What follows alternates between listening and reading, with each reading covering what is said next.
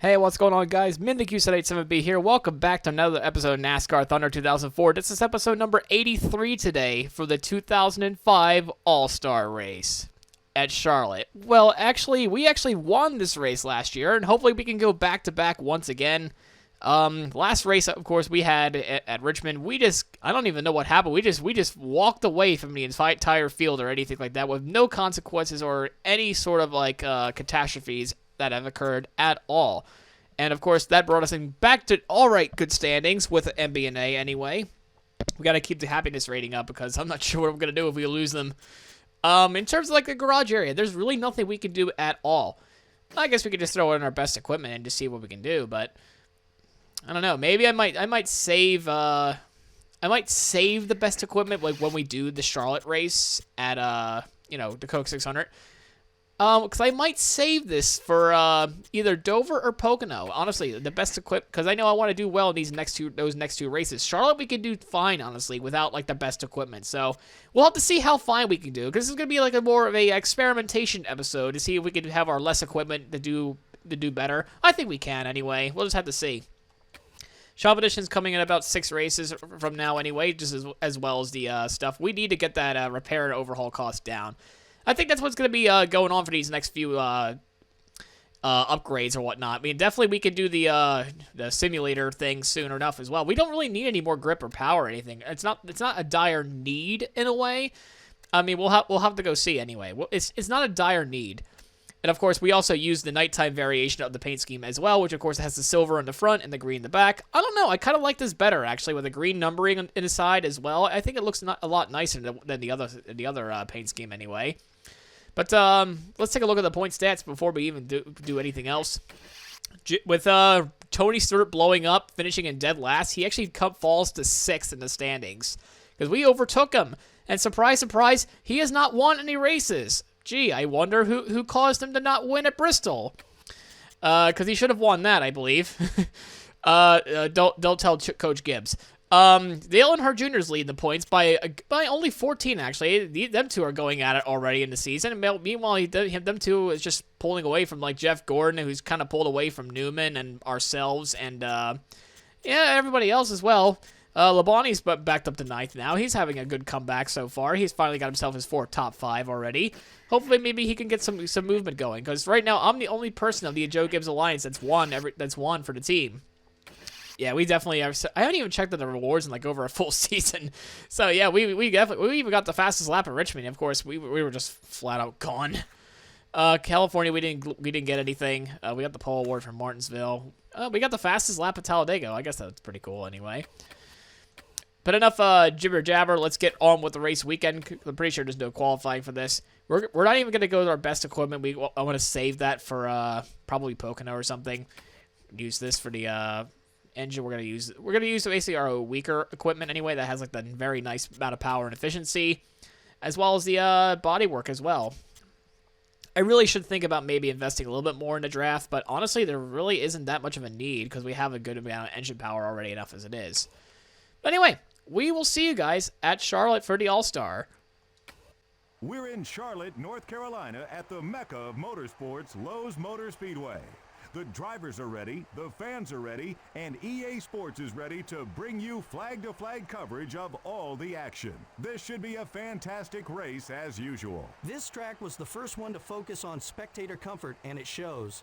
This place always draws an enormous crowd. Most of the team shops are located in this area, which give it a hometown feel. We're in for some great racing here at Lowe's. The 56 car is butting heads on the racetrack with Kenny Wallace. You know, a little contact now and then is to be expected. The track gets crowded real quickly when you put 43 cars out there. I wouldn't be too worried about it. In 2000, Matt Kenseth won the circuit's longest race, the Coca-Cola 600, here at Lowe's Motor Speedway. Well, if you're going to win a race, that's a good one to win. Along with Daytona and Indy, it's one of the most prestigious on the schedule.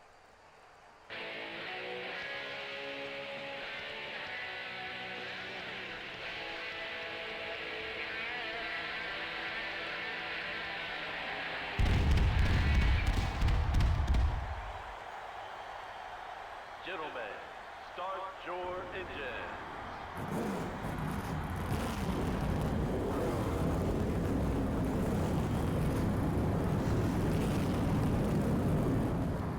So much to do, so much to see, so what's wrong with taking the back streets, boys?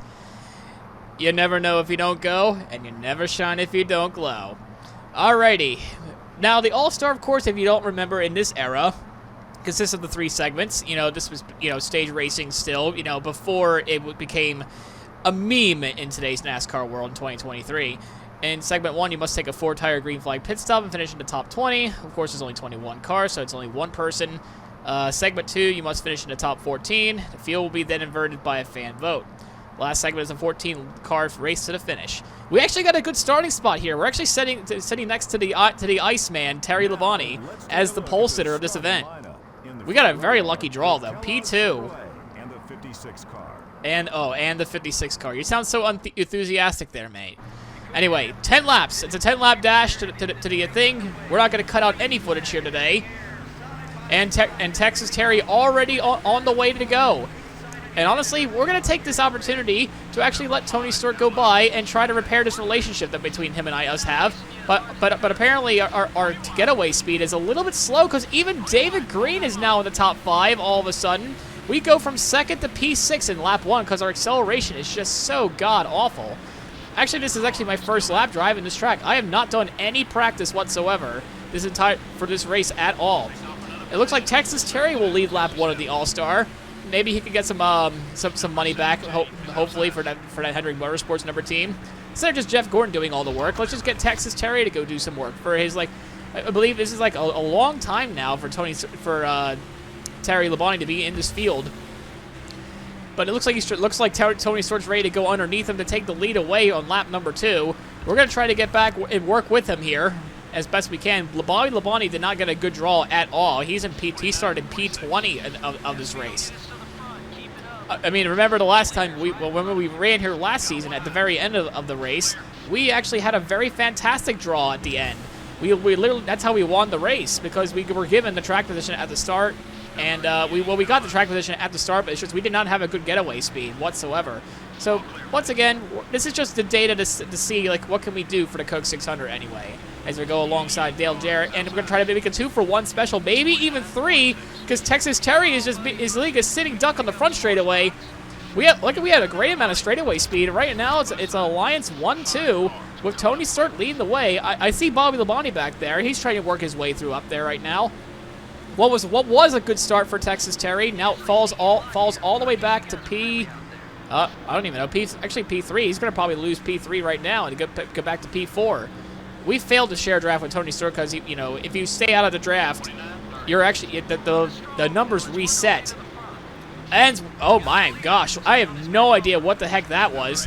We just lost the nose on a straightaway going into turn number 1. I don't know, probably a skill issue there on my part. And, racing and commentating at the exact same time is a bit hard to do. That was not a good lap for us at all. Lap number 5 is not a good lap for us, apparently. Because now we let Jeff Burton go by. We need to get around him somehow. We're gonna go down the inside here, go back into turn number 1 to get back this 3rd spot. All of us have to take a 4-tire pit stop. On lap number 9, we're probably gonna do the same strategy, where on lap number 9, we will go down to pit road. Our right rear is getting worn now, but that's okay. And now the left front just got worn as well at the same exact time. I'm not sure if I recall correctly, but the tire wear was a lot better back then in the other time we were here. I don't remember. But anyway, we're back down to about a second to Tony Stewart. We're actually gaining right back with him. So yeah, due to that unfortunate setback, we cannot get back up there as green flag pit stops are underway. We're going to try to stay within Dale Jarrett's draft. This was the 2004 championship battle between 1 and 2 right there. Tony, of course, it was Dale Jarrett that ended up with the championship, as Dale Jarrett now brings it down to pit road. Traffic's getting busy, as we have a smoker in the pits already. I can't make that who that is. I think this Matt Kenseth has blown up, so all the Matt Kenseth fans look away, and I'm looking at you, Eric Estep. Because you definitely hate to see Matt Kenseth blowing up like that. I hate to see it too. That's unfortunate. Matt Kenseth's not having a good season in this season anyway. I mean, he does get wins here every now and then, and I think Tony Stewart's going to come down this time, and I will soon follow the next lap as we will lead this lap. we will try to lead this one lap and just bring it down to pit road here. Box this time, because this is the latest we can do it. We can't pit on lap 10 because our stall's too far away. Hopefully we can repair, I guess, I don't even know, like the right front's probably damaged a little bit too. I'm not sure if I ever saw that on there. No, there is no damage. Okay. I thought there was. I guess the visuals just threw me off a little bit. We're going to bring it down. Don't miss the pits. Don't miss the pits, though. Or spin yourself out in pit road again. That'd be horrible. We have to take a 4-tire stop, of course. No adjustments, really. I don't know. I mean, I have to see how it goes into Coke 600 if I want to make any changes or whatnot. Yeah, that's unfortunate that Matt Kenseth's out of this All-Star. It doesn't even look like he's smoking. He's just sitting there in pit road. So maybe I'm wrong, or is it just not showing on my screen? That was a pretty slow right side, guys.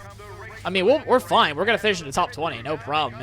The first stage doesn't matter, but it just helps us get ready for the second stop. And that was a god-awful stop. Yeah, that'll definitely cost us a lot of time. Look at that. Those 2 seconds really matter, because now we're in P10, P11 coming out of the pits. Well, we started in P2, and we're down all the way to P11, so I don't know what the hell was going on with that stop. We're actually going to lose P11 here to Bobby Labonte. We're going to let him go. We're going to say no to Johnny Benson. I'm not sure if he was the one that won the Open or not, but congrats to him. I know Mikey won a couple races last season. But it's going to be, I think, Dale Jarrett wins Stage 1, I think. But anyway, we come home in P12 of Segment 1. That was a god-awful stop. We even finished behind Robbie Gordon, of all people. Yep, that's unfortunate for Matt Kenseth to be out of the All-Star. That means David Green's in the field still. He's actually not in dead last. All right, we got 7 laps now for the second stage, of course, and then of course the final stage has 5 laps. I'm not sure why it's just that low of laps in the All-Star race in this mode. Like, it's 25% races, so I'm guessing maybe that's why it's like that. I don't know. But now we got Johnny Benson along our left side. We actually got a still not so good getaway. There's our old sponsor colleague, Michael Waltrip, is trying to make himself relevant, which he had a strong start to the year in 2005, if you recall correctly. He was running in P3 at Rockingham, and we made contact. And we messed up his race big time. Unfortunate scenarios for both me and Michael Waltrip to collide like that. Some say it's a bit too aggressive there. I apologize for that, Mikey. I'm pretty sure he's going to be out of the All-Star now because of that, because 7 laps is actually a really, really short time here in this race. But it seems to be right now that Dale Jarrett has pulled away. I think that's Jeff Burton's in P2. And Newman in P3, I want to say. So yeah, those are the top 3 locked up right now. We're just trying to get ourselves back up to where we are. Because I'm not sure what the inversion is going to be, because I know last time we finished P10, we were given P1.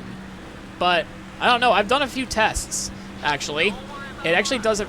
From this time, last time when I did it, it was kind of random. So I'm not sure what the algorithm's going to pick this time for the lineup for the field inversion. But we'll have to go see. We're going to try to work with Bobby Labonte to help bring him up through the field. Even though we're kind of clearly faster than him, we're just gonna keep working with him a little bit. But honestly, he's not going as fast as I hoped he would. We're gonna go around the inside of Bobby to get back into the top 10. He also has MB&A on his car. I just realized as well, but he's fighting back on the high side. Bobby Labonte is not going down without a fight, and honestly, I'm okay with that whatsoever. The right front's wearing down again, which is not good for me. Indeed, we are making up some time as best as we can, but of course we have to cut him off like that. We got to get around the 2 dodges of Rusty Walsh and Sterling Marlin.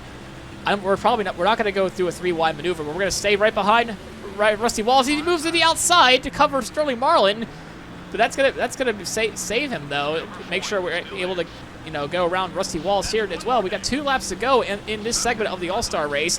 We're flying through the field as best as we possibly can. That pit stop really hindered us, because remember, the last stage is only 5 laps, so we have to go as fast as we possibly can. Especially now since the left front and the right rear have gotten worn down. I don't even know what the field inversion is going to be. We're going to be in P7 here. going into the inside. We need to finish ahead of Ricky Rudd, even though sponsorship money does not matter in this race. It only matters if we win the race, or probably not, I think. As we're going to go around, oh, we have a little bit of contact with Mark Martin. That's not the way you want to do things, against Mark. You got to show him with a little bit of class. But now it's Dale Jarrett probably going to sweep both stage segments of the All-Star race. I don't think Newman has anything for him. Johnson's moved himself from P last to P3. What a job for Jimmy Johnson. But we're right back behind Tony Stewart. We're going to try to see if we can get around Jimmy Johnson here. I don't think it's going to happen. We're going to come home in P5 here for segment 2 of the All-Star race. Let's see how we do in the final stint. See where we get lined up.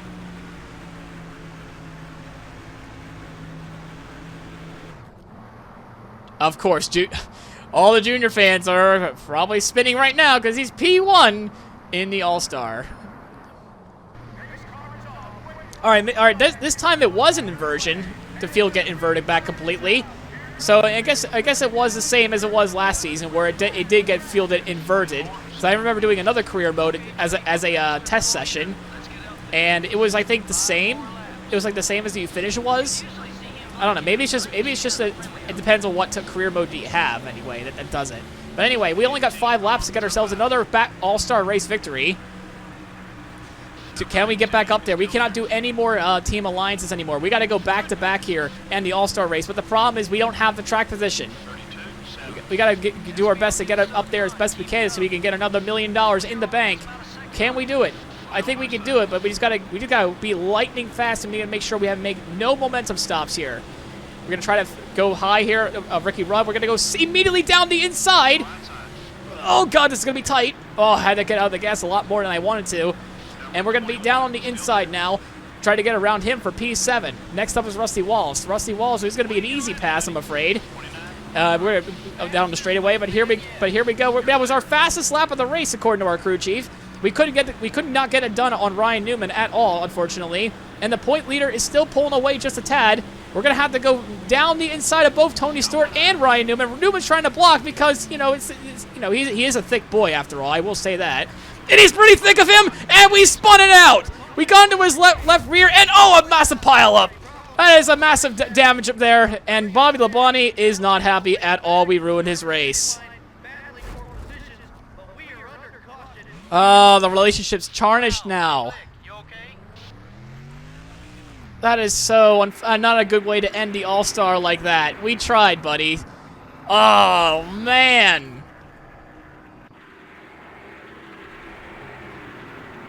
And that's how it's probably going to end.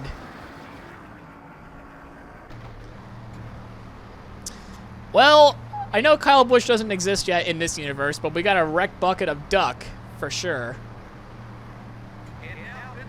We definitely got to at least repair this thing to even maybe have a shot. I don't think the laps count in this race. Caution laps count in this race. I know the real race it does. The real race would have ended. But unfortunately, we destroyed the relationship between me and Bobby. I need to fix that as best we can in the next 2 laps. I don't think we have a shot of winning the All-Star race anymore. I think that just ended it right then and there.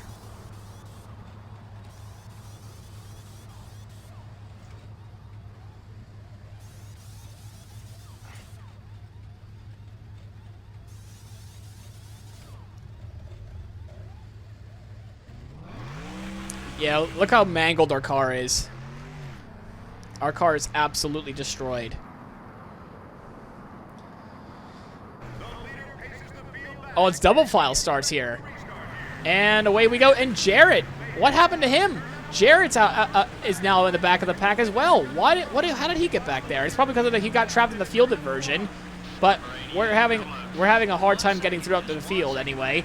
Our car does not good takeoff speed, so it is a bit painful to watch the field go away from you like that. But it's just how it goes. You try to go race for the win, especially to the All-Star. Thankfully, our parts don't wear out in the All-Star, but of course our relationships can. So we got to go fix that. We got to go fix as much as we can with Bobby Labonte for 1 lap before we go to the actual 600. I mean, it is part of our contract clause. We have to make sure these two guys, are our teammates, are our alliances anyway. We got to keep them as best we can. We got to fix it as best we can.